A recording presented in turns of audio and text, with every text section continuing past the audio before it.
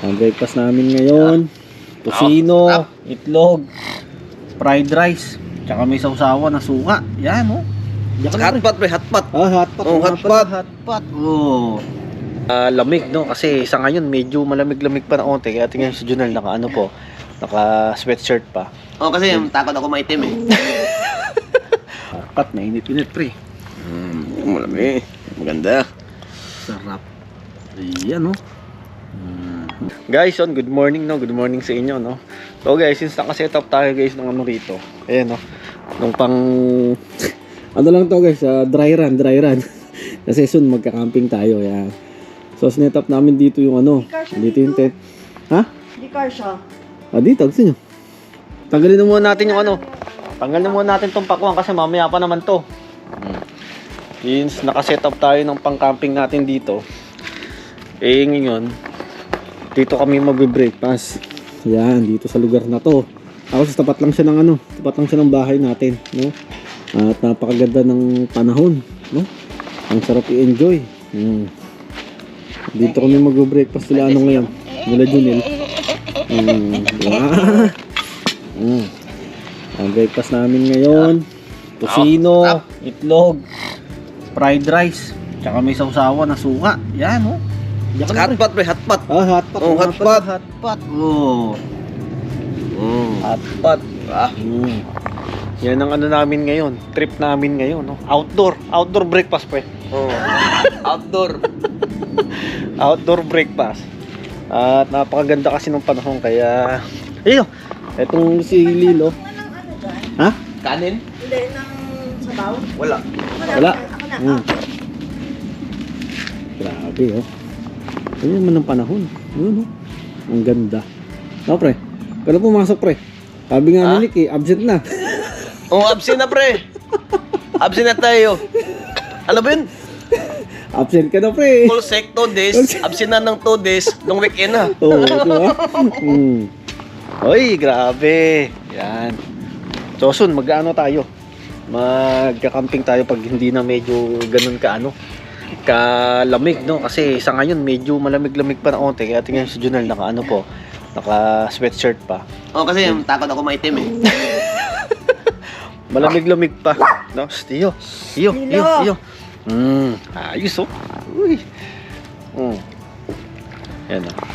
Apat na init-init, pre. Malamig. Maganda. Sarap. Ayan, oh.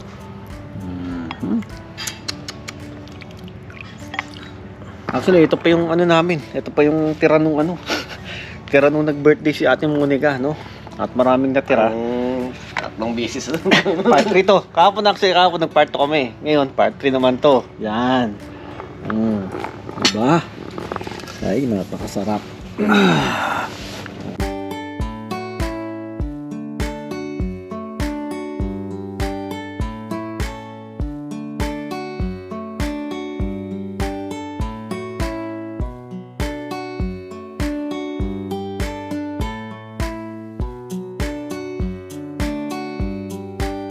Tapos lang natin kumain. Solve, no?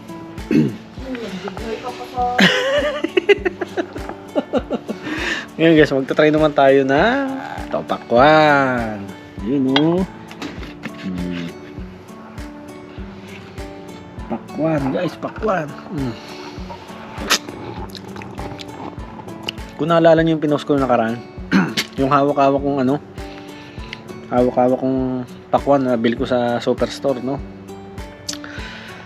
Ito yun guys, ito ang pinakaloob niya kasi kaya nagtanong ko sa inyo kung ano yung pagbabasihan ba kung kung matamis ba yung nakuha kong pakwan kasi hindi ko rin alam eh, hanggang di mo binukas syempre hindi mo malaman, pero sabi nga nila merong merong pinagbabasihan na hindi mo na kailangan buksan, makikita mo pa lang dun sa pinakalabas. O sabi nga sa akin ni Nick, pagka inaalog mo, pag pinapalo mo gano'n, pag medyo parang malutong yung ano doon, yung loob daw, eh ano na yun guys, matamis, no? Pero pagka parang hilaw yung loob na parang wala ka narinig, ano raw yun guys, hindi raw siya matamis, no? Kaya nga ito, matamis siya, guys. Ito, matamis. Sarap.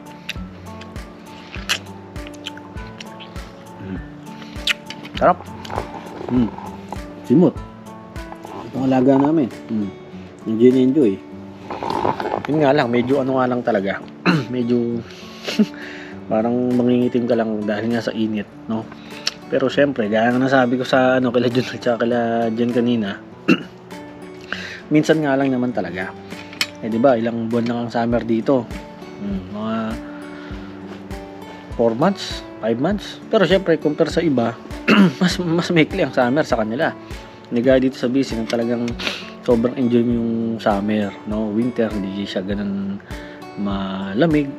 Summer nga lang talaga, medyo mainit nga lang, no? At sabi ko sa lahat ng mga karamihan ng mga tao dito talagang ini-enjoy ang summer. Gaya itong mga ganyan yan, no? Mga camping na ganyan, napakasarap lang sa feeling ng ng ganito ba. After ng taglamig, ng tag-ulan, dito madalas pa naman umulan, no? Sobrang dalas. Kaya nga pag mga ganitong sarap enjoyin, no? Yan, camping, di ba? Outdoor. So yun guys, pagka makikita nyo lang sa video namin, no? Pagka magsiset kami ng camping sa ibang lugar naman. Pero dito lang din sa sa BC, no? Dito lang, hindi na tayo lalayo. Kasi marami naman talagang rito, campsite, no? Nag-search pa ako kung kailangan pa ba mag-schedule sa mga campsite dito or Kaya 'yun. Tapos tayo. Magka-camping, dadalhin natin itong mga yung mga gamit natin nabili, no? Yan. So, yun lang. Enjoy. God bless.